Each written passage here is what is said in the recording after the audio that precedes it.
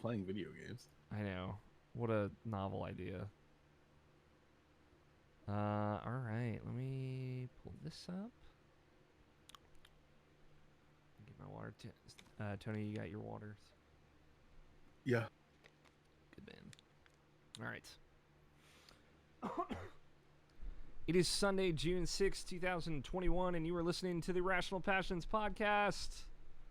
That's too much energy, honestly. I should have brought it back down. I am Alex O'Neill, as always, joined by Mr. Scott Guth here. Hello. And Mr. Tony Horvath. Hey, what up? I like that, Scott. You sound so gentle and afraid. Hello, please. Welcome. I was going for more distant, and I didn't feel like moving, so I got quiet. Hey, that's all right. We all get quiet sometimes. We're back. We're here. We're talking about video games. E3 is soon. We're all vaccinated now, which is exciting. Maybe now that we're all we're pinned up, we should hang it. We should do it together. We should podcast together. I haven't seen you guys in over a year now, so I'd have to make you guys come here because I can't leave my house. But we're in the fun time before video games are announced. Oh yeah. Which means video games are being leaked on the internet every other day or something. But that also means we don't have Nabish in here, but I still want to make some fun, dumb bets for E3. We got plenty of games to talk about, the usual. I know our recording and releasing schedule has been inconsistent, but at this point I'm just like, hey, we're doing our best. I'm doing my best. Scott's doing his best. Tony's doing his best. Mostly I'm doing my best. And we're recording when we can, so bear with us. At the end of the day, we're just hanging out, talking about video games, and that's the most important part. So as long as we do that regularly, I'm happy. But let's get into housekeeping, and then I want to talk about video games with you guys. A couple things happened in recent weeks. If you missed it, I'm doing the Raccoon City Radio with Andrew Taylor, friend of the show, talking about Resident Evil 8 in chunks. First 2 episodes are out on YouTube now, so go check them out. I really like Resident Evil 8. I guess some people don't, but that's video games nowadays. So it's been fun, just riffing off that game and just having a good time talking about it. Also over on YouTube, still viewpoints happening. We have new ones for Biomutant, which I was in.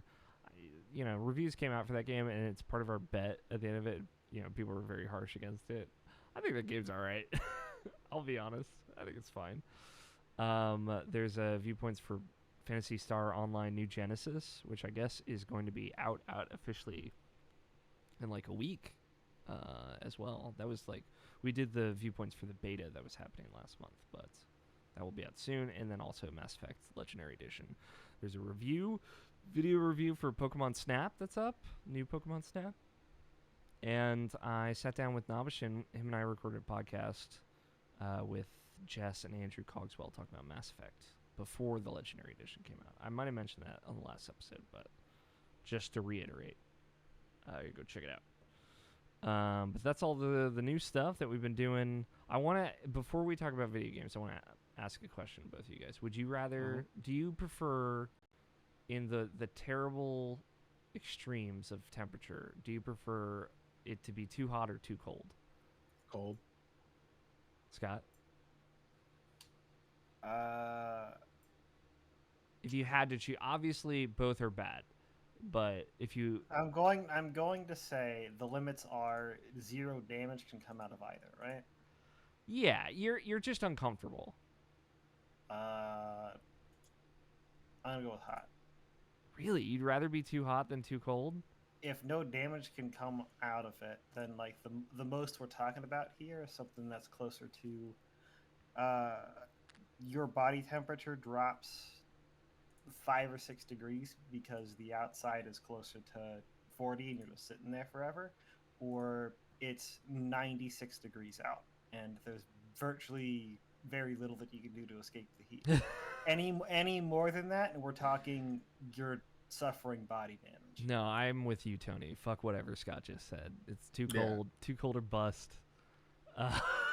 I hate. Because I the don't. general. You can always put more stuff on. You can't always Exactly. take more stuff off. You see, that's why you're wrong. That's not what the question's asking. It's do you suffer being cold or do you suffer being hot? But that's the intent, you know. Like No. Do you suffer being cold or do you suffer being hot?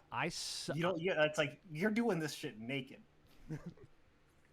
God damn it! It's just taking miserable water. I mean, I'm just in the camp of like, yeah, I'd rather just like throw a blanket on than like have to deal with being sweaty in any regard. I just hate it. If I start to sweat, I immediately. That's fair, but that's why I asked the preceding questions. Yeah, no, it's fair. Okay, sure. You're not being hurt by it, but you're now sweaty listen, and gross now, Scott. Though no one wants to hang out with you. I don't think that it should change your answer, but your defense cannot be, I can just warm myself up. No, you can't warm yourself up. I'd still rather be too cold. If I was shivering, I'd be like, you know, at least I'm not sweating. Honestly, it'll always come back to that. Also, just as an aside, because I remembered it while we were talking about it being hot, how do you guys feel about the swarm of cicadas that are fucking around us constantly? I hate it. It's the worst, isn't it? It's so loud. It's loud, and you just know driving me insane. You know that they're just fucking. That's all it is, too. It's just this horny orgy brigade for days and days. Yeah, it's awful. Well, I say I don't really care too much about that part, but I do care about the part that it is so fucking loud, and it's all the time. Yeah. Yeah, I don't have to deal with it all that much. My dog eats them. Yeah, I mean, my cat tries to eat them, but it's just like even all the windows that closed in the house, you still hear it like just like coming through there. There's for folks that it is like literally as loud like in my house as if I were standing outside. There's no difference. Wow. Yeah, because there's like big glass I don't hear him windows at all stuff, you know? when I'm inside. I don't hear it most of the time. Not at all. If I'm downstairs, I hear it all the time. I'm sorry, Tony. And I am right next to my window, and I hear nothing. If people listening at home actually crank up their headphones, they'll be able to hear the cicadas behind Tony right now. Can you hear them right now? Are they probably? Are they? Oh yeah. Haunting you? That's terrifying. They do that. It's like, you know, just like the volume goes up and down constantly. I realize this is like more of a local thing, but I guess I don't know where these like every 19 years cicadas also show up, but they show up in Maryland every 19 years or whatever, and all they do is make noise. It's awful, and they're everywhere. Anyway, vermin. Let's talk about video games. Scott, you were hyping me up about the games you've been playing this week. What you got? This isn't hype at all. I know. That's why I'm excited. Okay, so I did some more Binding of Isaac, although a little less. What else? I was able to get to Tony's house, and I tried some VR. Oh, nice. Yeah, that was quite nice. Played some Beat Saber. Beat Saber, okay. VR chat, but I didn't have all that much time. So that also means you got your VR fix. But generally, it was I didn't want to drive on the back roads while I was too tired. All those cicadas were flying around. Yeah, I know. It's scary. No, I don't know. I don't have a deer. It's true. Or a deer would have hit you knowing your driving luck, Scott, honestly. Or a truck. Another truck. Yeah, both have already happened. Yeah. Dickhead kicked a fucking hole in the side of my paneling. Yeah, I know. I'm sorry.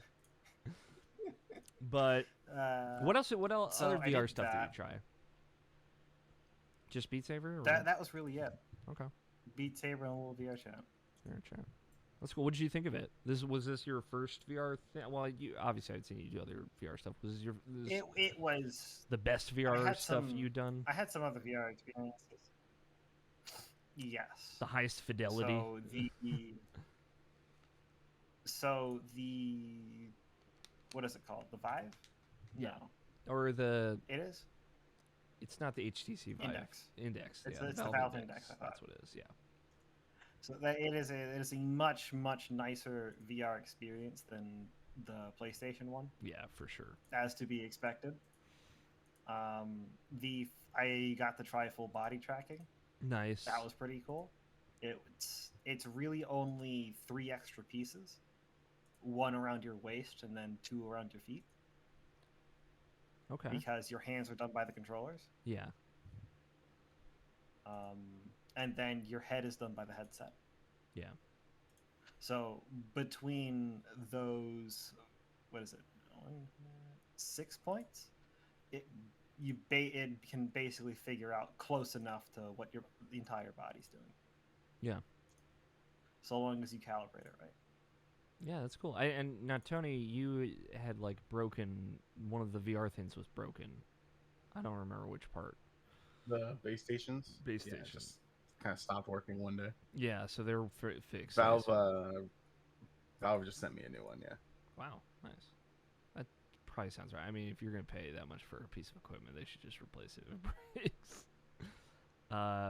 Is there a graphics card update before we go on?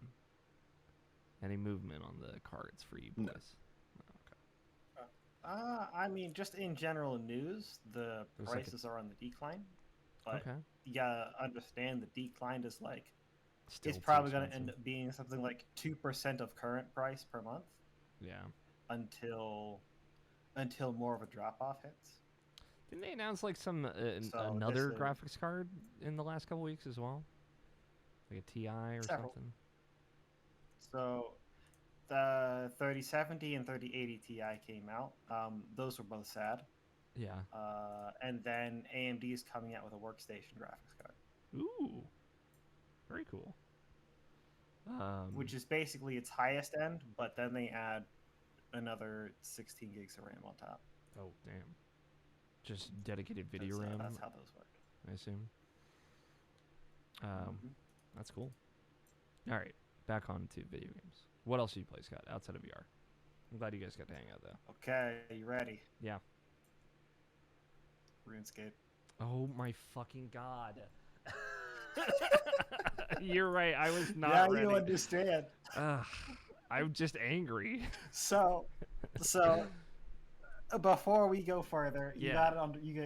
you need to know why. Yeah, I do. Right. You need to explain yourself. So this is how it went. Yeah. A bunch of people said that, you know what, we're gonna play RuneScape if this Discord decides, you know what, we're gonna play RuneScape. Of course. And really, that really requires 4 of them to do it. And basically, the condition for anyone to really get in was for one of the dudes to get his account back, which he hasn't gotten back for 12 years. Wow.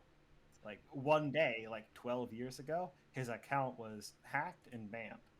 And he never got it back. So I was like, you know what, fuck it. If you get that account back, I'll play RuneScape. Yeah, that is it. I would take that bet as well, but it sounds like it didn't work out for you. It didn't. Because he just tries every once in a while, every few years. And, well, he got it back. I want to say like 2 weeks ago, he got it back. So now You're playing RuneScape. I have to live with this. Yeah. Yeah, You know what? I will say this about you, Scott. If you commit to something, you will see it through.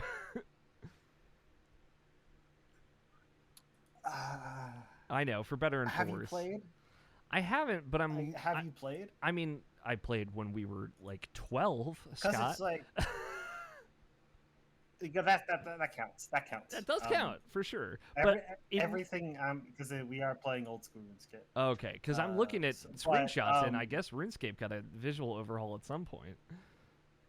Yeah, so regular RuneScape is now RuneScape 3.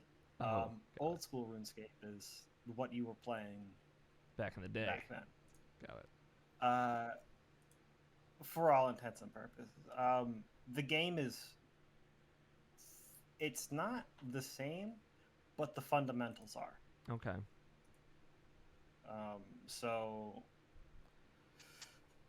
yeah, if you don't like one, you're not going to like the other. That much I can say. Now, like, we're adults now, and you know, we play video games and talk about them here, you know, as with some level of experience. going back to RuneScape, is it like what is it? Is it just like run around and kill 10 wolves and turn in quests? Is it just like the most basic MMO stuff? No, it is the opposite of that. Okay. It is the exact opposite of that. Okay. If you want to train your skills, I'll just give you a breakdown. You Mhm. go and you do whatever you need to train said skill. For combat skills, you run around and kill shit. Mhm. If you need to logging to get some wood, I still don't know why you need to get wood. Sure, yeah. You start chopping trees. I mean, I guess fire making is also a skill. I don't know what that's used for still. Maybe You cooking? know, You know? you make fire. You make fire with those. Yeah, but there's cooking things everywhere. Okay. So, but yeah, but you sit there and you make fire with the wood you chop, and that's how you do it. That's the whole skill. Um, that's that skill, and then there's just a bunch of them. Agility is just there's shortcuts around the map. You just pop in and out, and once your agility hits a certain level, you can use new shortcuts. That's the another skill. Smithing and mining, you mine and you make stuff with the stuff you mine to level those up. And it's that's basically how that works. Some of the ones are weird, like I don't remember exactly how you do rune crafting because it's not just mining. You have to make the rune to get your rune crafting up. Sure. And then prairies, you bury bones, not use prayer stuff. Lay them to So rest. there's a few things that are weird, but other than that, it's you do the thing that you want to get stronger, and it gets stronger. That's about it. And as for the quests, it is. I'll put it this way: there is never a quest where I had to kill more than 4 things of the same thing. Okay. But is it a lot They of put just go you around in and camps where they're kill this thing, or is it? it's more or less go around and talk to people, figure out basically a mini puzzle to figure out what items you need Mm. to complete a certain task. Now, sometimes that task is yes, you need to kill something, but first, in order to make that thing appear, you put this item on this statue, Yeah. Okay.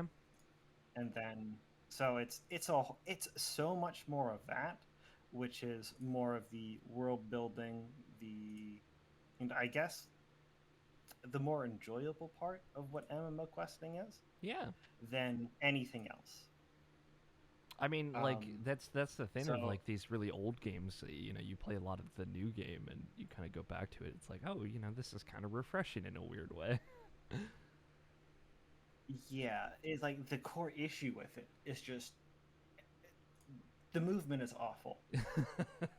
Of course. Clicking to move, I hate it. Yeah, I I hate hate it it. too. And then this one, because it's so server reliant, there's just a huge delay in Ugh. every time you move or take an action, or and then the game's based off of a massive grid map. So your character's roughly the size of a grid, and you move from grid to grid. Mm. And there's an animation that moves you across the grid. Mm. No, thank you. So you're not moving necessarily throughout the world like that, and how they display depth and whatnot because you're on a 2D map, not a 3D map. Yeah. They it's a weird way that they throw out the map geometry and everything else is just entities on top of it. Anyway, Are you enjoying yourself in and RuneScape? then like not really, because here's the thing, right? After playing and after understanding it, I can appreciate what it's doing, Yeah. right? It's still not fun. Yeah, and it's also like 20 years Like old. Of course. It's more older than 20 years old, probably. even and the core issue is that even if they made it modern, which RuneScape 3 does, I still wouldn't like it. For example, some of the writing is pretty good, but in one of the recent quests I do, I walk up disguised as a different type of guard, and I try and go through this jail cell. And what it says is that it tells you the jail is locked. And then a guard starts speaking to you and says, "Well, of course it's locked. Astute observation. You could have just asked to let me through." But of course, if you actually talk to him beforehand, there's no option to say, "Hey, could you possibly let me through?" Of course. It's one of those things Yeah. where it would be clever and funny if you could talk to the guy and he would let you through. But I did talk to the guy before I clicked on the door. Yeah. It's just So far, and so on and so forth. It's like it could have been good, but you left out the key portion that would make it good, yeah, where and everything worked. that's just how a lot of it's how a good chunk of the dialogue goes. Sure. Some of it is funny. Some of the writing, I will give it that it is clever. But if we're being honest, you are far more likely to very impatient with the game itself and just skip through all the dialogue because the rest of the game has you so impatient than to give it any credit. Yeah. Yeah, that sounds about So right. it's but we're not done Yeah. All right. What else you got? because this next set of beef has everything to do with the community around the game, Oh, um, and instead of the game itself, sure. in having to do with it's not player to player interactions that I have a problem with. Okay. Mostly because you don't get real player to player interactions most of the time. There's a lot of bots. Of course.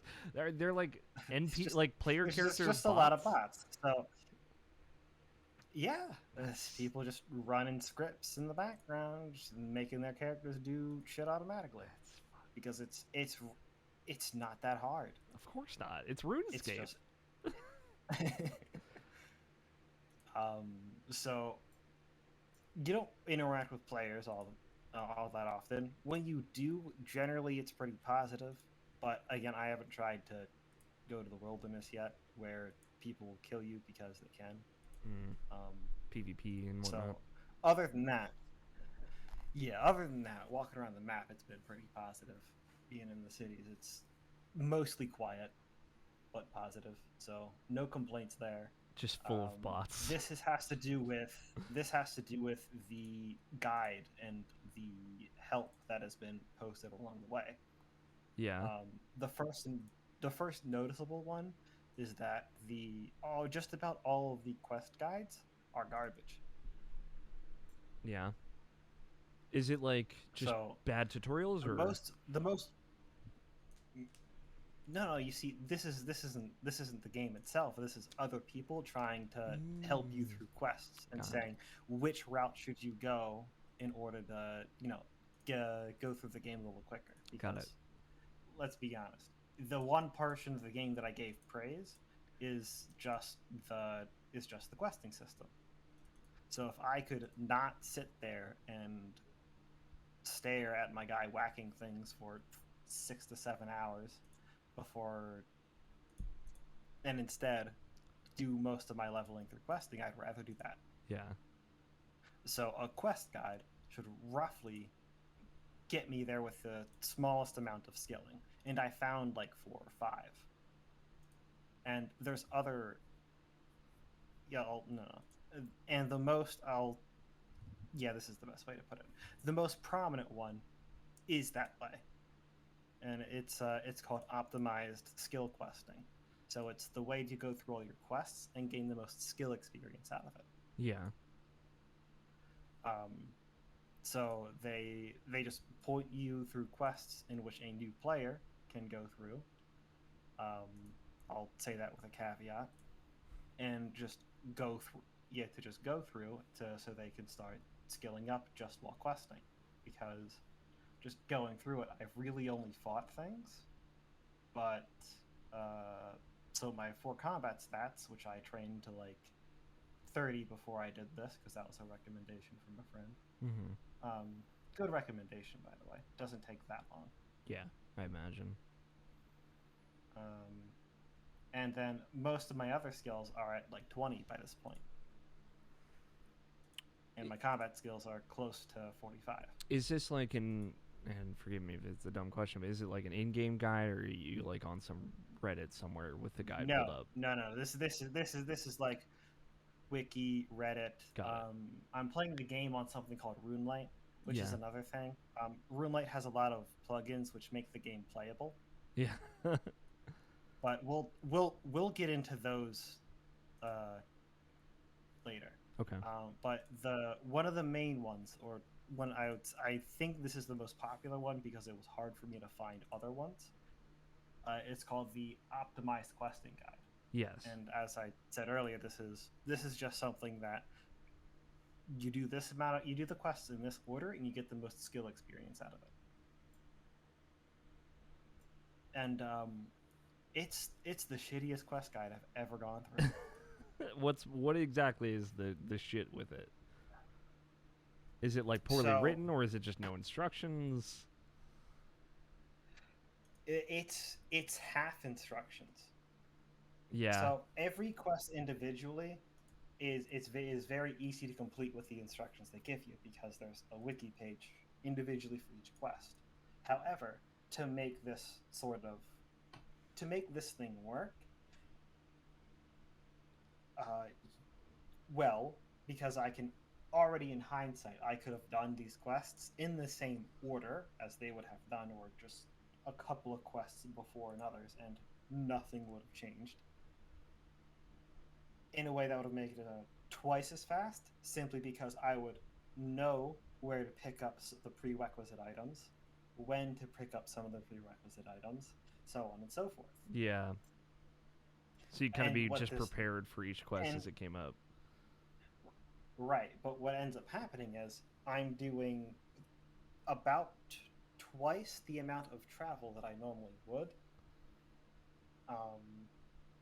Had I known about quests just three quests ahead, if I know what those requirements are, I reduce the amount of travel that I actually need by about by in half. Yeah. And it's just sometimes they tell you what those are, right? I mean, And then sometimes they don't. let's be honest, Scott. And it's one of those things where it's, what the fuck? This person is like, well, who would play RuneScape? That's writing this wiki is well, who would play RuneScape in 2021? I'll just, I'll make it as tedious as possible, you don't get it. so that way when they have to go back for the deer skins that they could have gotten 2 hours ago, they'll be like, oh, fuck this, and stop playing. It was all trying to help you, Scott. You just didn't see it, I see what you're saying, though. I would say that. It's just one of those things where it's like, this is supposed to be a quest guide. Like it's every quest in the game. It's updated every time. Like, as I was playing, they added 3 new quests to the game, and I found those quests on the guide already. And lo and behold, for one of the quests, it updated the thing earlier to say, pick up this item for said quest. But it couldn't do that for all of them. Quests just don't have it. Right. And I'm just like, the fuck? They want you to go some back of the and other forth. Quest guides that are actually, some of the quest guides that are actually good are things for Iron Man, which just the quick rundown of Iron Man is you can't interact with other players for Iron Man. Oh, interesting. Usually that means So like you die. all you're trading done. is all trading is disabled. Okay. No, that's hardcore. Interesting. But it's also Iron Man. But in this game and in PUE and Diablo, hardcore is you die, you're done. Yeah. And Iron Man is you cannot interact with other players. Yeah. Not allowed. Yeah, that's interesting. That's cool. That's very like different generation of design. That's cool. I like the idea of like there's Right, a and, mode like, in the an. Iron Man ones are incredibly good. Of course. Of course they are. But I mean, I read one, and one of the first things that they fucking have you do in one of the Iron Man things is say, your fire making thing, chopping trees and setting logs on fire. Yeah. Go spend 50 hours doing that so you get your fire making to level 99. Was there like a reason for getting to 99 on that, or is it just they really wanted you to do that for that playthrough? So apparently, which is why I'm like, why the fuck would I ever do this? Is at high level of fire making, you can go and you can do a certain quest that can get you a lot of money. And of course, if you have to buy everything from traders because you can't interact with players, making money is kind of a big deal because everything you sell is worth like a tenth of what you're going to buy it for. Yeah. Over exaggerating a little bit. Of course, yeah. So when you have to start buying things and acquiring things for quests, you have to go great distances. You have to make everything yourself. So you can save a lot of time if, and I mean, there are, what is it? 1, 2,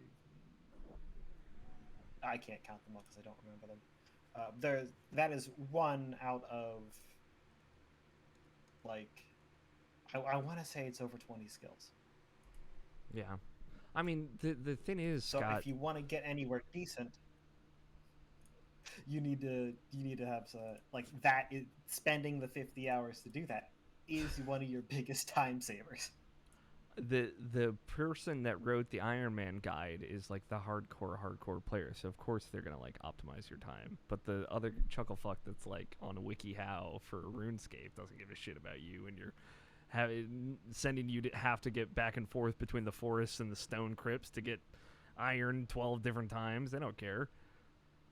You just gotta go fully commit, play with your friend, but play on Iron Man mode, so you can't ever talk to him. That was genuinely a thing that I had to do. that was genuinely I know exactly, because you explained it. I thought about it. You need a... I know exactly what you're talking about. It's like, why didn't you just tell me to get 4 extra rocks while I was in the mines instead of having me go all the way back to the forest, and now I have to go back to the mines to get 4 more rocks? If you knew I needed 4 more rocks... Yeah, I know. I get it. Again, this is what you get for finding a guide on RuneScape 20 years later. That's really funny, though. Well, that's the thing. They're new guides. I know. They're new guides. You're right. They've had fucking 20 years. Maybe they're also guides being written by like new 14-year-old kids that are playing RuneScape for the first time. Like all those Fortnite guides out there. But that's another thing. It's that before, like back then, the game was not as pay to play as it is today. Yeah, true. So, like, the biggest thing here is like you got to understand. I think back then Rune was one of the highest tiers of shit that you could have. Mm-hmm. Right. Rune is now your starting point, effectively, and it's really cheap, and that effectively means that mining and smithing are only useful to have quests, are only useful to have at a level that allow you to complete quests. That is it. Yeah. They're completely useless otherwise. Yeah. And there are other things like that as well. Oh, I think it's another 2 skills. Like fire making is one of the most useless skills in the game, and you get it to like 40, and you can do that mini game for the Iron Man people that I was talking about.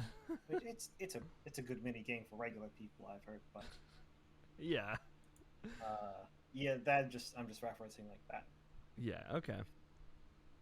What else with RuneScape? There's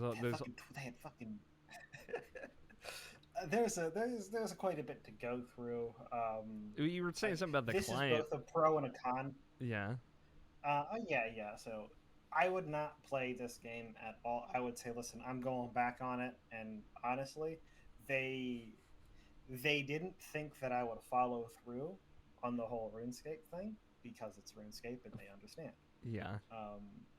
They are weird to like this game, and they know that. Yeah. And it's one of those things where it's, if this client didn't exist, I don't think any of us would be playing at all, because Do you remember how small your window was Oh yeah, dude. back then? It's like the only thing I So remember, I or played the the clearest first. part of it. Right. So this client, RuneLight, allows you to increase your draw distance, and you can Wow. actually click on that increased draw distance. Okay. So it is now possible to have a good idea of where you are without paying close attention to where you just were. Okay. For reference, for you guys, because it's an old game, there's a lot of reused assets. So if you look away from the screen, and for some reason forget where you logged in, the only way to really know where you are is to hit the map button Yeah. and say, okay, this is where I am on the map. And because of that, as you're traveling, it is very, very hard to get from point A to point B in a clean manner, simply because your draw distance is so low, it's hard to tell. It's hard to tell exactly where you are. Not without a lot of experience in the map do you really get a hold on getting to places. Uh, I don't want to call it efficient, but like remotely sanely. I want to call it, because you'll be going, and instead of going pretty straightforward to where you're going, you'll be taking nearly a hard left, or 90 degrees away from what you're supposed to be fucking going, simply because the map size is so fucking small. You think, okay, this is that area where I have to go around this lake, but you're not even close to that area yet. I navigating RuneScape is like terrible. I also vividly remember this. So yeah. I think like Yeah. having a bigger So window when would you help. get to double your room, it doesn't. It just makes the screen bigger. Stupid. Yeah, the draw distance though. The draw distance helps immensely. Yeah. There is stuff that a nice mod called Skybox. You get to paint the sky blue instead of the flat black as the map disappears and stuff like that. Okay. Um, you get to anti-alias the game so it doesn't look as shit. That's actually a big deal. Yeah. Yeah. So there's a lot of stuff like that, and there's some smaller tweaks. You get small DPS trackers.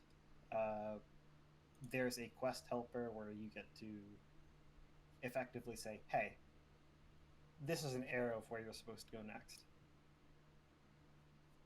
Okay. Yeah, that would help a lot. Things like that.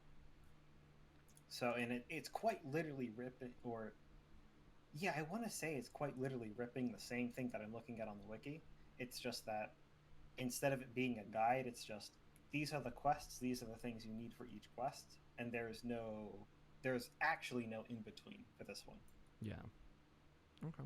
So if I didn't look at the wiki and I just used this, I would be taking like 3 times as long to do everything because of all of the back and forth. I love how fucking pissed you are about this. It's one of those things where it's one of those things where it's not as bad as I make it out to be, but at the same time, it's at a frustrating point where it could be much better with a few small tweaks, and it's what makes it worse is that I don't think RuneScape 3 made those few small tweaks. I highly doubt it. I was looking at it because RuneScape 3 is like it's also on mobile, so I was looking on the App Store and I'm like, this is so weird that this still exists in some capacity. Let me use. I think RuneScape 3 doesn't use the grid system anymore. No, it does. But I think you still have to click to move. I'm certain. And it's just one of those things. It's just let me use WSAD to move. Right. You can keep click to move in there, but just give me the choice. Give me the choice. Just put a fucking sack of quarters down on my fucking W key, so I don't have to sit here all the time. Because it's how passive the game is. Kind of helps it a lot. Of course. Because it's one of those things where I can actually focus, or more accurately, take RuneScape and throw it to my off screen, and then put any sort of anything I'm watching or reading on the front screen, and come back to RuneScape every minute or so, and then just slowly inch on. And for the most part, I'm genuinely not taking a minute break in between everything I'm doing. I'm maybe like a 10-second break in between each click or so. At this point, Scott, So just make a script, man. Make a bot. So let it run in the corner. Go to the dark side. Could, but like, it takes me like 3 times more than it take me 3 times more time. Yeah, then I could just play this for like 2 or 3 more weeks and then be done with it. Because that's all I'm gonna give it. I don't think this is a long haul type thing. Oh, I hope not. Is, You sound so enthused about playing it. You sound like you're having a great time. So. If it is, I'm just gonna end up dipping out because it's not like this game is like a multiplayer game. No, they have some multiplayer content, I will say, but it's also not common. What a nice way to put it. It's not much of it. All right, we've talked enough about RuneScape, Scott. Yeah. yeah, we have. Anything else you've been playing outside of that?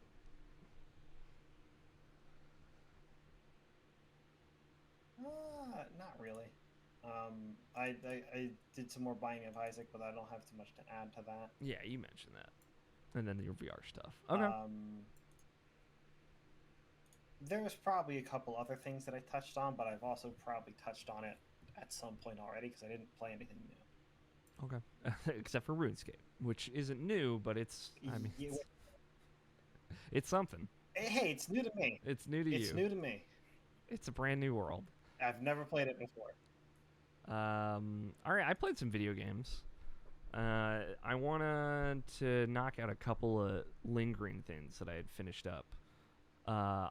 So new Destiny season started. I talked about that last episode.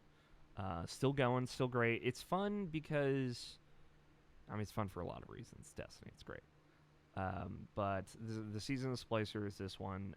This is now the most like consistently I've played Destiny like season to season. Like I played Beyond Light, which was season of the Hunt, and then I played season of the Chosen, which is the next season, and then now season of Splicer. And I'm playing in those first like 6 weeks where the story is happening. I'm playing as much in those first 6 weeks each season, which is cool. I've never like had a game like that, I've not had a live service game, to put like real strong air quotes on that, like that actually worked, where I would play it as the new things would happen. Like I'm going through and I'm hitting all 100 levels of the battle pass or the season pass or whatever each season, like some fucking Fortnite nerd, and I don't normally do that kind of stuff. And it's cool to have that kind of involvement with Destiny, and they make it really easy because they have like 10 challenges every week that are new and different, even season to season, that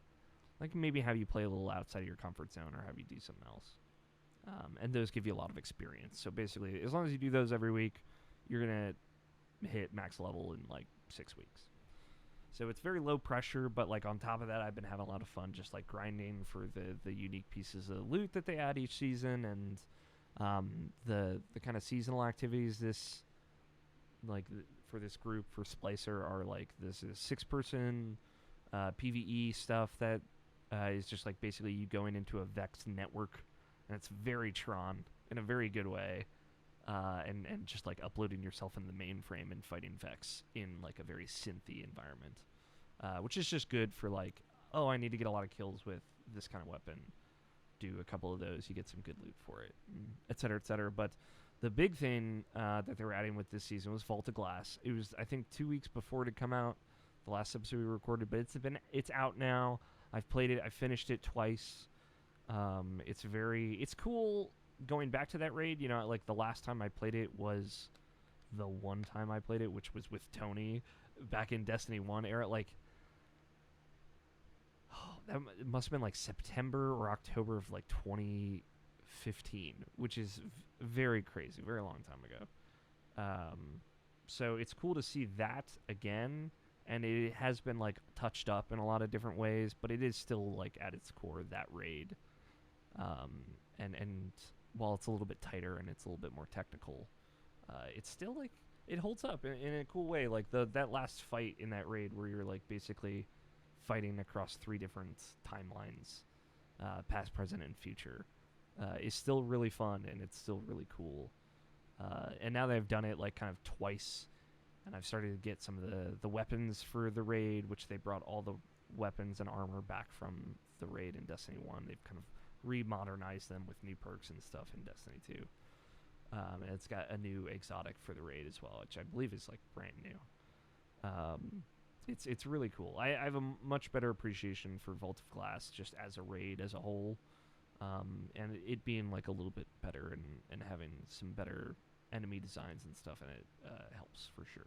It's fun. It's a good raid. I'm like stoked that it still holds up, and it's still fun to have that. And it's a very Destiny 1 style raid as opposed to like some of the Destiny 2 style raids. But that happened. That's still going on. Another like wrap up thing was Resident Evil 8, but I mentioned at the top of the show, if you want to know how I feel about that game, just go watch. I hadn't finished it, I don't think, or I just finished it the last episode we recorded. If you want to know how like I fully feel about it, just go listen to Raccoon City Radio, because I'm just going to get way more into the detail about stuff. Like, we literally go beat by beat. But I loved it. It's great. It's super goofy, and it walks the line of like being scary and goofy and like absolutely ridiculous in the best way that Resident Evil has for me. And I'm, still relatively new to the series, like timeline wise. As far like it's only been a couple years since I got into it, but I thought it was great. It's probably my favorite Resident Evil now. I would put it number 1. I'm trying to think. Yeah, I guess the other thing was Nier, the remaster remake of Nier, just Nier, not Nier anything else. I guess it's just called Nier. I'd said like I played Nier. I think I did my whole Nier spiel last episode. So I played that. I liked it more than Nier Automata, but I'd never seen any of like the weird alternate endings of Nier. So now with Replicant, the remake, I've sat down, I've finished the main ending, which they call ending A, and I've seen all the other endings, so B through E. So in Nier Replicant, the E ending is new. It's like brand new to this version of the game. But everything else is still pretty true to Nier as it was before Replicant. And they added some stuff. Like I talked, there's like a weird boat section with like a little girl who turns into a giant monster. That's all like a new part of the game, I think. But it's cool how, like, now having seen B, C, D, which were like all in the original game, it's very depressing, extremely depressing. I forget how much of a bummer, or going back to it and playing through that first half of the game, which is very, like almost even I would say Zelda-y, of like, you're a kid going on an adventure and helping your sister. It's all happy. And then like you get stabbed in the chest and you go into like a coma for a year and it gets super dark. Like the B and later Nier endings like make it way more sad on top of that. But they also like give great context. Like a big part of like the second playthrough of that game is you can kind of hear what all the enemies are saying when you're fighting them, because before you couldn't understand them. So now you have this context of like, oh, these probably are just people, and just like all things, are we the real monsters? And it's honestly that stuff of it, because like just so many video games do that. I'm like, I don't like this, but then they came back around with ending E. I think they turned me back around of like, okay, you know what? They went somewhere with all this. They went a different place than Nier Automata did, and it's good. I think it was cool. I'm more mixed on it than like overwhelmingly positive or anything, but I like it still. I like Nier a lot, and I think if I had to choose like a game to play between Automata and Nier, I would say probably play Nier. It's just more straightforward, and honestly, they're more similar than I think people like lend credence to, and I think that's like something to be more critical of rather than like more lenient of. Sometimes that's a good thing, sometimes that's a bad thing, but like they both do the hey, maybe the kind of hapless enemies you've been killing the whole time are actually people too. Like that being kind of like the whole crux of the thing is basically both of those whole games. They do different things with it, and are on very different philosophical ends of that conversation. Honestly, that's kind of a yikes. It's like Yeah, hold on, that's kind of a yikes. Like that they both do it, or just that that they both do it. Or hold on, it's not the same enemy, right? No, it's not the same enemy. Does it at least happen like so much sooner in the first one, or the second one? Yes, it does. In the second one, it's very much. They do different things with it. Is it almost immediate? Yes. I would say it's pretty much in the prologue of that game that they do that. And honestly, okay, like, never mind that. Because I played Nier just like the first playthrough, and then I played all of Nier Automata. I played through all of Ending E, with that game, and I just like if I had to choose like a game that did that in the way that I like the most, it's like Undertale probably, or something like that. And I'm not as into how they do it, but I think they justify two different ways of doing it. I would still say though, if you only had to play one, just play the first one. I think it's better. And honestly, it's weirder, and I like that. it goes places.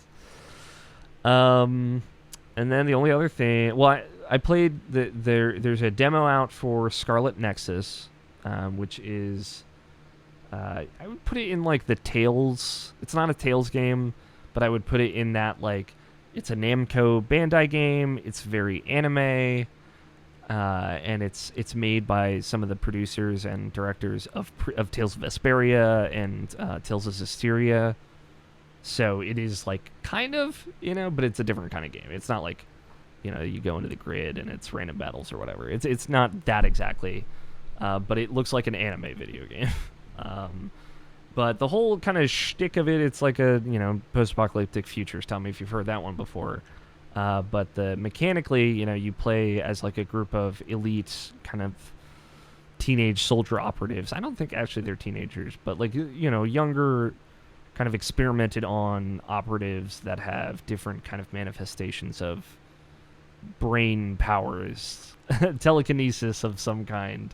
So the kind of two main characters you choose between two main characters, a lady and a male, and you're basically, it's for the whole game, but the idea is like you're focusing on which of the stories that you're trying to take, but more of like this person is more of like a technical place. Like the girl uses like a set of like 5 knives that she controls, and then the guy uses a longsword. So you're kind of more choosing your playstyle. But the way it works is cool. You have the action, light attack, strong attack, dodge, parry, whatever. But on top of that, you're using the triggers to use telekinesis. So you're attacking, and then in the background, you're like picking up an object, and then once you finish your combo, you can release the trigger, and you'll jump back and then telekinetically throw the object. So you're kind of setting up your next move while you're in the middle of a combo. And it takes a little bit to get used to, but I think like once you get the hang of it, it's really fun to kind of go back and forth between using like throwing an object and then using your kind of own skill sets. And then the hook of it is your party all have different kind of forms of telekinesis. So one can use pyrokinesis, or one can like slow down time. And you can switch. You can basically like combine your power with theirs momentarily. You can only do one at a time. I think you can actually do more at a time, but I think in the demo can only do one at a time. So it's like, oh, this enemy has like a weakness to fire, so you switch to pyrokinesis, and that's about as in depth as it got in the demo. But after like I played both sides, the kind of more technical side, and then the slashy sword guy, which I preferred the sword fighter. It's really cool. I was really pleasantly surprised because they showed some footage of the game, and I wasn't really sure what to make of the combat system. But once you get the back and forth of it, it is really fun to just like go in, hit him, and then use your telekinesis to kind of throw yourself back, and then come back in and like reclose the combo and repeat. And the different like side characters made it cool to like, okay, now this is like a very different basic attack that I'm working with. So it's a game I've been like talking about on as many other shows as possible, just because I think it looks cool. And anime, it comes out in July, I think like July 17th. So for like PC, Xbox, PlayStation, whatnot. But yeah, it now that I've actually gotten to play it, I'm very much excited for it. Seems like another cool, different take on a Japanese action RPG. But the last thing I've been playing, I've replayed all of the Mass Effect games. I finished it. I think I finished it like just 2 nights ago. I'm trying to think. Yeah, Mass Effect 3 I wrapped up again. And it is, I played a little bit differently this time. I played FemShep. I played just like, I made some different choices throughout it. It's still mostly Paragon because I'm a goody two-shoes. But it is so, like, you know, it's Mass Effect, still great. It's still Mass Effect. It's so crazy to like come back to that game and like feel differently about decisions in it. Not like the way the game is presented is any different or anything. It's just like me, I now feel differently about this situation, this choice, like especially like you being like a cop a lot of the time. It's like I feel very differently about cops now. So it led me to like role playing those situations very differently. That like there's still a lot of stuff that I had not seen ever before in Mass Effect that I ended up seeing in this playthrough that was like really cool. I was like blown away by how great Mass Effect is. So one thing, that I really want to... There were a few DLCs for Mass Effect 3 that I had not ever seen still. And maybe for Mass Effect 2 as well. So like now also having gone through Mass Effect 3 and done all the side quests, basically done a lot of the things I had never done before, I just feel very differently about the game. I'm much more positive on it. And obviously, there's a lot of hyperbole about when that game first came out, and it's still very raw. But the DLCs add a lot more to it. And like when I finished that game, it was like 65 hours just with everything in it. And I'm like, wow, I forgot how dense this is. But yeah, like Omega I had not seen. I don't think I had seen Leviathan DLC before. Those are both DLCs for 3. And they're very good. Both of them are very good. And surprising in ways that I'd totally forgotten about. But yeah. If you have not played Mass Effect, I'm very pleased to say the Legendary Edition is a great way to play it. And yeah, it's just fun. I think Mass Effect 3 is just a really fun game to play. I remember that it had multiplayer, and I was like sad because it's like I would just play this with friends. It would be fun. But I think that's it. Those are the video games. Tony, Hey, what you got, man? What you been playing? only one game called Counterside. Ooh. It's a new gacha game. Came out a couple weeks ago. You know, I love them gotchas. Yeah, I mean, it's pretty generous with like the new stuff that new players get. You get like 160 pulls for free, plus a bunch of other stuff on top of like the stuff that you get for finishing all the new player missions and all that. So it's a good time to like get in and basically roll the entire cast. Mm-hmm. And there's PvP and all that stuff too. So I've just been grinding that out while watching GTA RP on Twitch, and that's been my entire week. Hell yeah. Is Counterside, is it mobile or is it... It is mobile. However, a global version of the game does not yet exist. Okay. So everyone is playing on the Southeast Asia server, which came out a couple weeks ago, which everyone is just basically accepted as the global version because it has a full English translation built in. Yeah. It is not run by Nexon, which is a huge plus. Yeah. The global version will be run by Nexon, and probably everything that will be less generous, and everything that could cost money will cost twice as much as it does. Yeah. Because Nexon is greedy.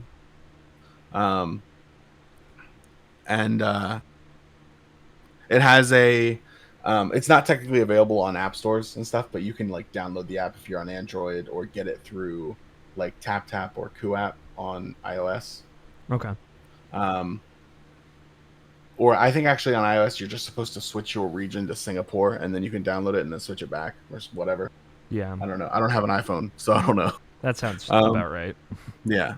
So you do that. But it also just has a separate PC client that you can just download and play on. That's nice. So I use that. Yeah. What is it like? Just strategy or like? It's a line battler, which is basically like you Most have a bunch of gotchas. heroes, and you have like deployment points that charge over time. And when you have enough deployment points to play a certain unit, then you can like drag it up from your team onto the board, and they'll deploy them. And then they like auto battle versus the other team who's deploying units. So yeah, it's good. Like you bring in 8 units, and then outside of that specific type of battle, there's like a chessboard almost kind of thing where you put down ships full of teams and they move around. And like you move them around to engage with the enemy teams that way. Who's your favorite unit right now? Um, I know you got favorites. Probably Sylvia, Hell which yeah. is pretty cool. Okay. I need to put somebody for the cover art for the podcast, so now I'll like counterside Sylvia. I'll know. No new Eternal Return characters. No. Rio comes out on Wednesday. I'll be playing when Rio comes out. But Yeah. past 2 weeks, I've kind of been taking a break because there's just not a lot to do in the game right now. Hey man, you deserve a break. So, but yeah, I'm excited for Rio to come out. That's the character who I one-tricked in the original Black Survival game. Oh. So getting to use them in Eternal Return should be pretty cool. Hell yeah. I've been waiting for that character since early January. So.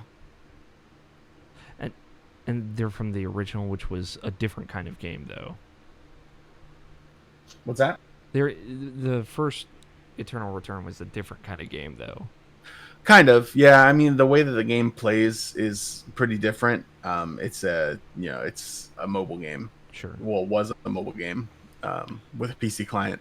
Basically, like you just go to different areas by deciding I'm going to go to this area now, and then you have to like say I'm going to search, and then you just get a random thing from that area, and then you either take it if you need it or you search again, and you have a chance to find other people who are in the same zone as you every time you search.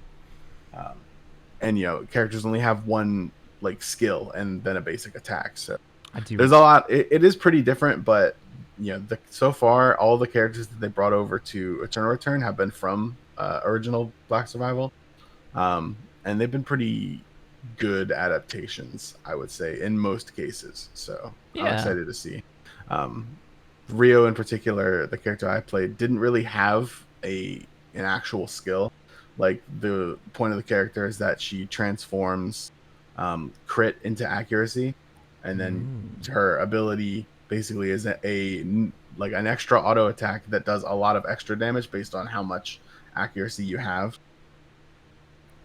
So she can't crit, but just does a lot of damage. That's cool. It'll be interesting to see what they do with her. She's cool. You haven't been playing RuneScape on the side? God, I will literally never play that game. Absolutely not. Like, I don't have RuneScape nostalgia. I didn't play it. I don't care. I think it's a terrible game. You do have Mabinogi nostalgia though, so yeah, true. I think that game's bad too, but I'd probably play it. All right, as long as we're putting everything on the table. Yeah, you will literally never see me playing RuneScape. I would bet any amount of money. All right, I'll keep that in mind. Save that one for later. All right, then I think that's video games. Some headlines. Got some news. And then I wanted to incorporate into headlines our mail sack. I asked the internet to give me crazy dumb E3 bet ideas. They gave me a couple. Some people misinterpreted, I think, the tweet, but it's fine. I pulled some stuff here, but the headline I want to focus on here, just because I think you guys would get a kick out of it, and it's also coming to PC, is this leak of a Final Fantasy Origins is the possible name for this game that will be announced at E3. and it is a Final Fantasy spin-off that is built like a Souls-like, because we need more of them.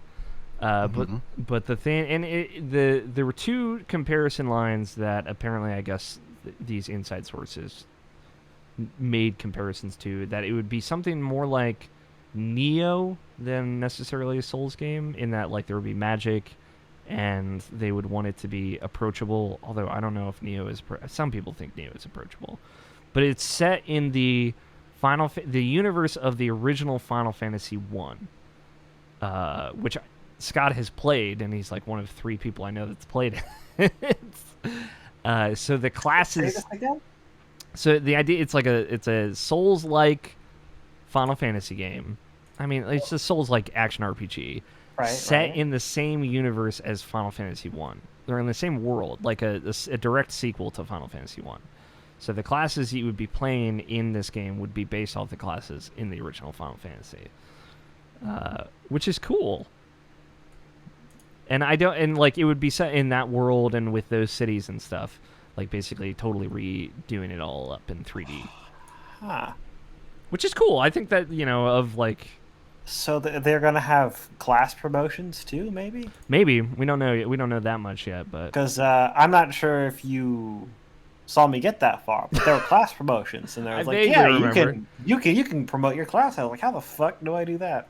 Is it like you would have to get an item, or would you just have to hit a certain level? You have to get so far with you have to get so far in the game, and it sets.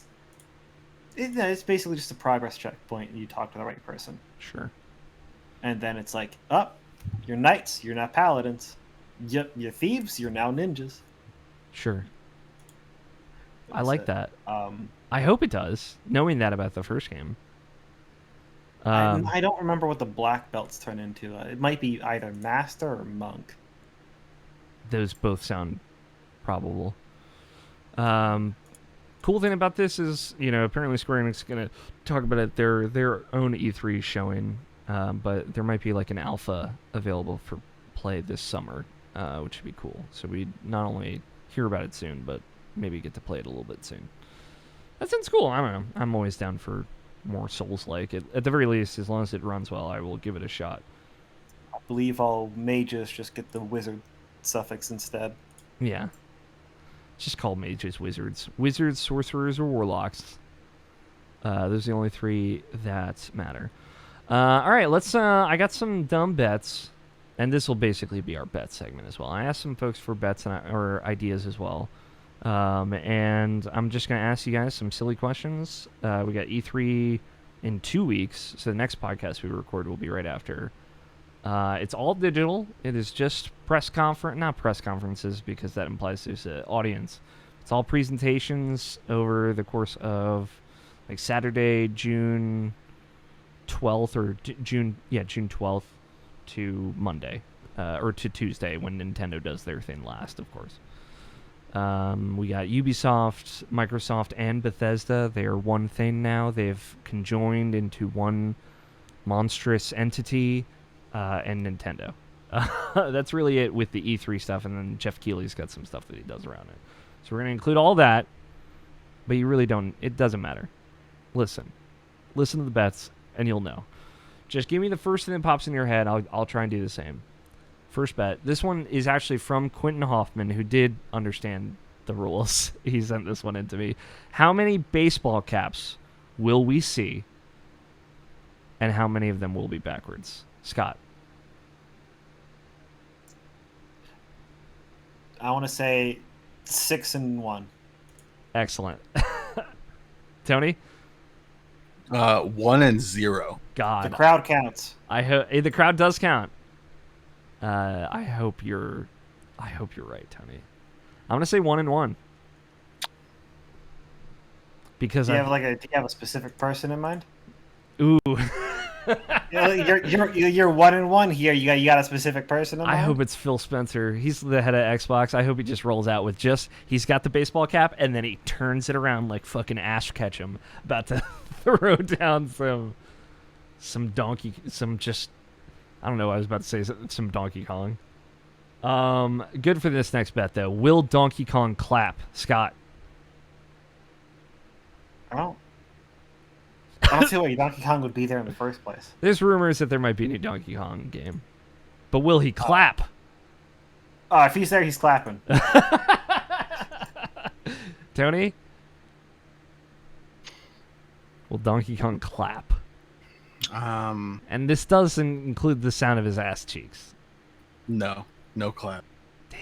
I'm going to say yes. It's one of his signature moves. I'm with... No. It is... No clap! Donkey Kong gives you the clap. And then we all have chlamydia for the rest of E3. This one was sent in by Plank Fan, which, again, didn't necessarily understand the rules here, so we can answer, I think, freely. Nintendo Direct will feature a new WarioWare on Switch, as well as Luigi's sex tape? Question mark? Thank you, Plank Fan. Oh, never change. At Plank Fan on Twitter. Go follow him. Do you think yes or no, I guess? As well as Luigi's sex tape? Who would be the other person in Luigi's sex tape? It's Peach. It'd be another Luigi. Only Luigi is sexy enough to be in a sex tape with Luigi. It's Gooigi. It's fucking Gooigi and Luigi just going to Wang City. All right. This one is from Nobishin, which is a very good one. How many seconds will Waluigi be on screen? 0 seconds. Damn. Are you a Waluigi fan or hater, Tony? I'm kind of indifferent. Okay. Yeah, same. But I don't see why he would be there at all. So There's a Mario Golf game, you guys. Oh, did you tell us that? I just did. Okay. 2. Okay, 2 seconds. 2 seconds of Waluigi is plenty. I'm going to say 69 seconds. I'm doing it for the bit, boys. I know I won't get this one, but... will someone utter the words? So they have to be spoken. Elder Scrolls 6. Tony.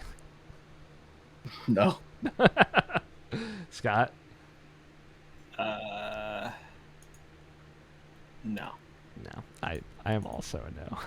If they were making that game, it's not ready. It's definitely not ready. They gotta put out Starfield first. How many studios will Microsoft have purchased, Tony? 4.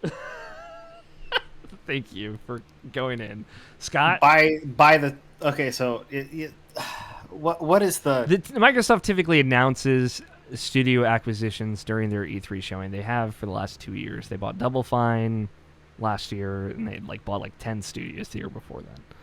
Oh, okay. Okay, so there is There's a precedent, but it's unlikely to be if you want my insider opinion here.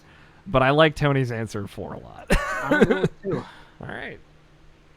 I'll go with 0. I'll go with 3. Honestly, I'll thread the needle for you guys. It's definitely going to be 0, so Scott will get the point for being closest, but I don't care. No, it's gonna be 4, dude. Trust. All right, trust. How many shadow drops total? That's when they say the game is out now. So they show a trailer. 0. I think that trend is kind of over. Really? Okay. Yeah. Pandemic might actually kill that trend, so you might not be wrong. Scott?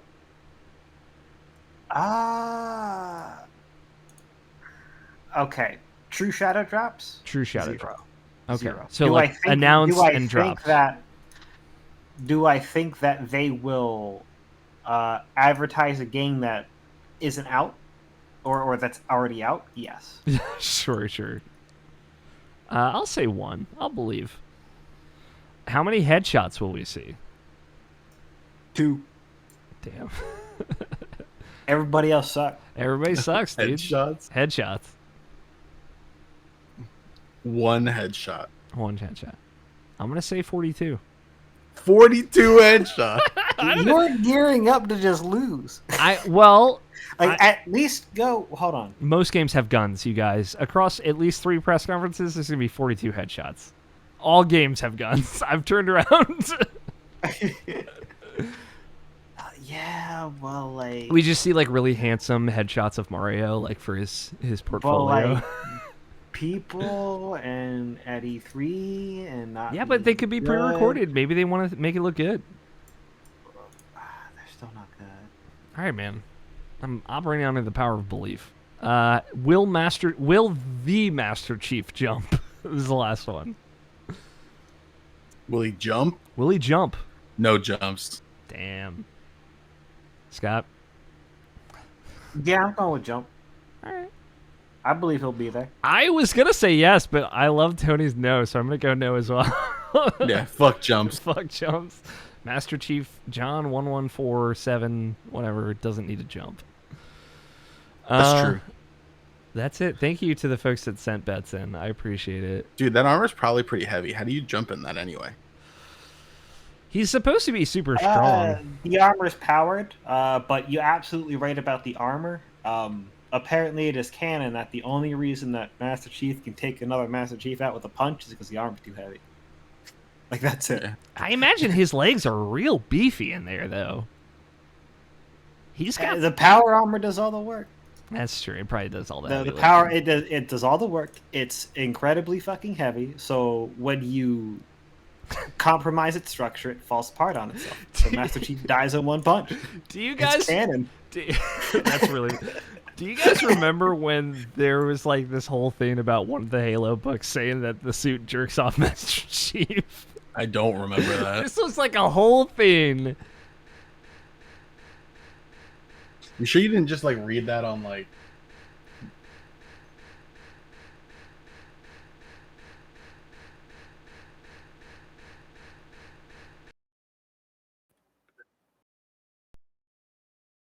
You're back. Hello, I'm back. Maybe Oh. I'm back. Yeah, I think the Discord call just died for a second. Okay. But Are you sure you didn't just read about this jerk off Master Chief suit like on fanfiction.net or something? I mean, I definitely did read about it there, but I also believe I read it somewhere else. I'm not surprised.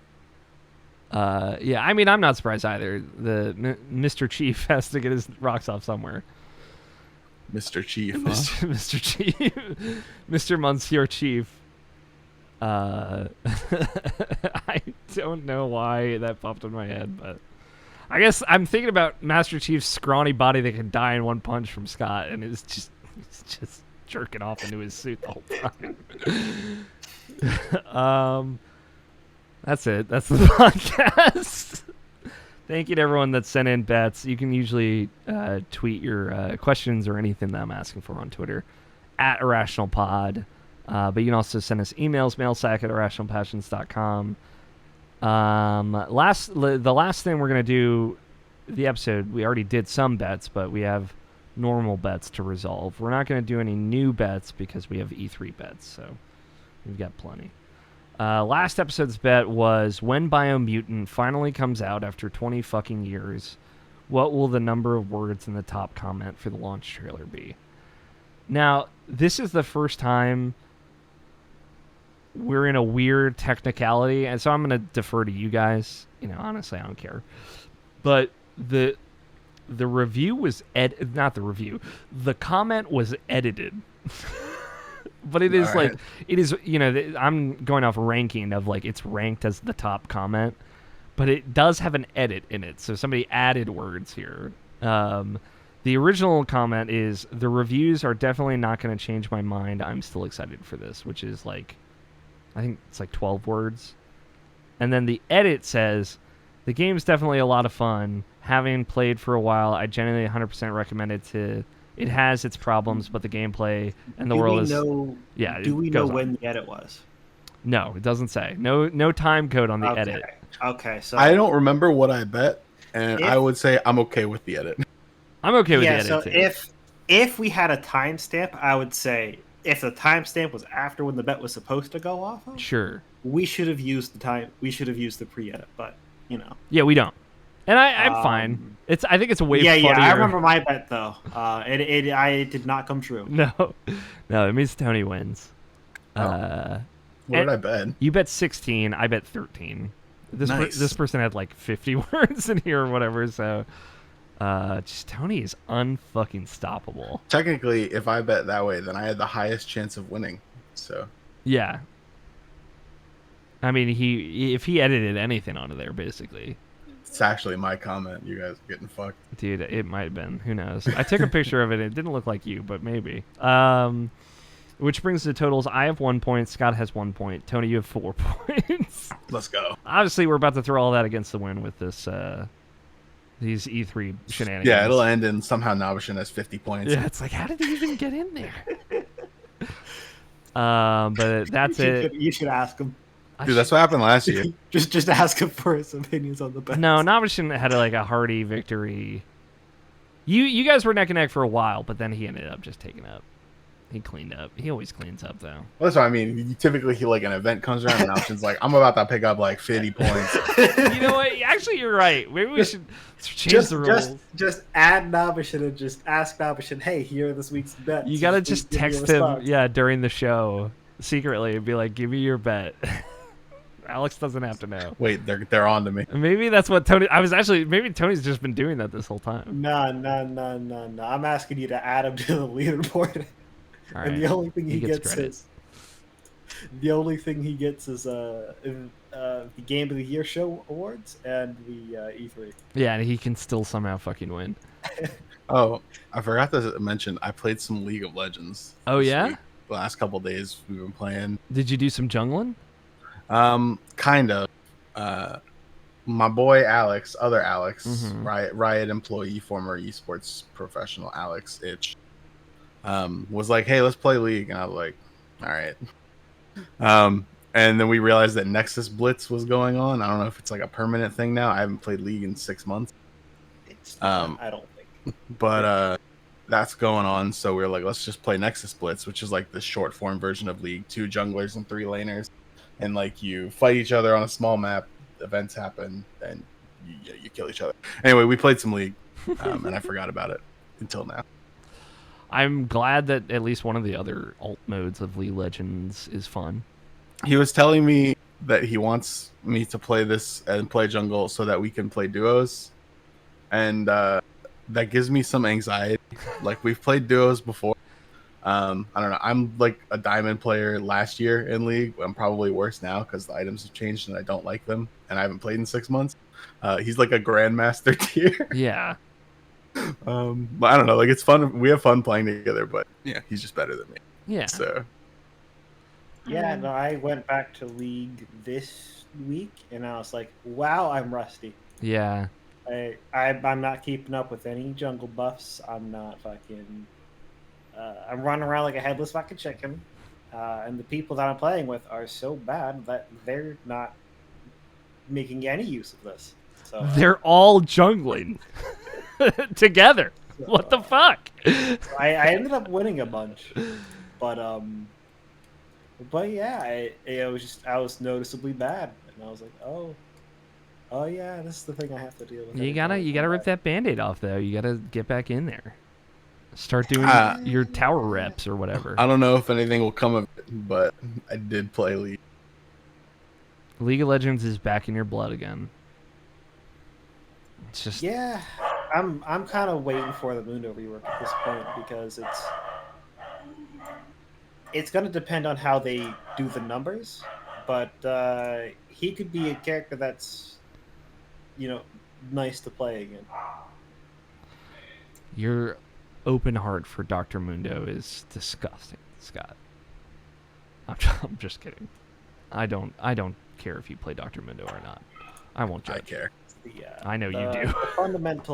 The fundamental core of how he plays, I don't think has changed all that much. It's just they needed to redesign some of his abilities so it wasn't, oh, he is now completely OP and he can't be that way and earth him again. Or don't play him, he's bad. That's basically where he was sitting. Yeah, somewhere in there. So they just, every time they came out with something that made Dr. Mundo a little strong, it's okay, he's too strong again. So nerf his items or nerf him. Well, hopefully they give you 28 more new items next season to figure out. So just rebalance it all again. That's it. That's the podcast. Thanks for hanging out, everybody. Next episode, recording on the 19th, hopefully. Releasing on the 22nd, hopefully. And if it doesn't, hey, we're doing our fucking best, okay? So relax. We're all just getting through. Some more or less than most. A thank you to Danny Wiesner for opening music of Two-Player Co-op and our closing music of The World is Saved.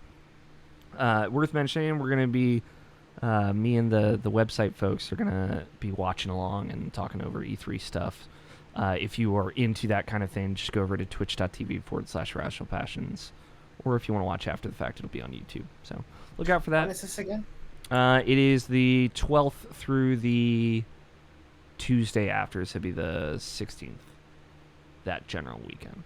But yeah, we'll be on Discord, Scott and Tony. If you guys want to jump in. I'll probably join you for the weekend, yeah. Yeah, watch along with us. We'll definitely be talking about Nintendo and Microsoft and Bethesda, so. And probably Ubisoft, but we haven't decided yet. But yeah, that's it. That's the show. Thank you, Scott. Thank you, Tony, for joining me as always. I love you, boys. Big hugs all the way around. Thanks, everybody that sent in your bets. We will be back in 2 weeks with more podcasts, but until then, stay irrational, play your games, and we will talk to you all in 2 weeks. Bye. Bye.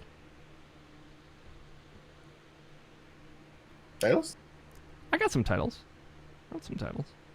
We got Cicada Sex Storm, Cicada Ear Storm, Whichever you prefer.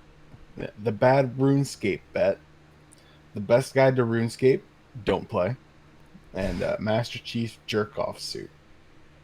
I had to put the last one. What do you like, Tony? I hate the first two just on principle. Yeah, I mean, you can hear them right now. Just like No, they finally shut the fuck up. No, it is 'cause it's nighttime 8 now. PM. Given that I talk forever about RuneScape, the Bad Runescape Bet is... I really like it too. I also like just the best guide to RuneScape. Don't fucking play it. Yeah, pretty fair. Which would you prefer, Scott? I'll ask you because you had to play RuneScape. The Bad Runescape Bet. Okay. Then Scott, you and I can do the title. I'll do the number. You can say the title itself. You're listening to the Irrational Passions podcast, episode 498. Bad RuneScape Bet. You're an idiot, Scott. Damn. Kind of rude. Just for playing RuneScape, not for anything else.